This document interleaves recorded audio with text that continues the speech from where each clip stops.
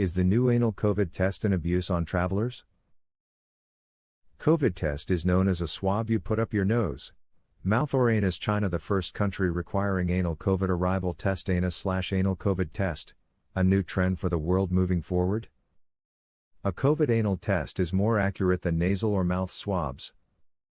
China has not reported a new local case of COVID-19 in more than a week, but has maintained strict testing, especially for people arriving from other countries like the United States. Why should diplomats and other foreigners with special status be exempted from receiving an anal COVID test? The Washington Post reported last week that some U.S. diplomat personnel had told the U.S. State Department they had been subjected to the anal tests when arriving in China. China denies this, saying foreign diplomats have special status. The question remains if this special status means less COVID threat. Interesting approach. Chinese doctors say the science is there. Recovering patients, they say, have continued to test positive through samples from the lower digestive tract days after nasal and throat swabs came back negative.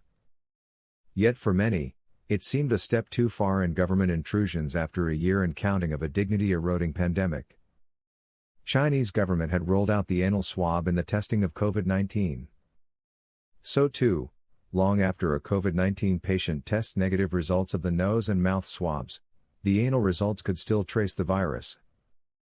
A research titled Rectal Swabs for COVID-19 Diagnosis, published in April 2020 on the BMJ Journal, suggests that while a mouth, nose swab test can produce negative results, a rectal swab on the same patient could indicate traces of COVID-19.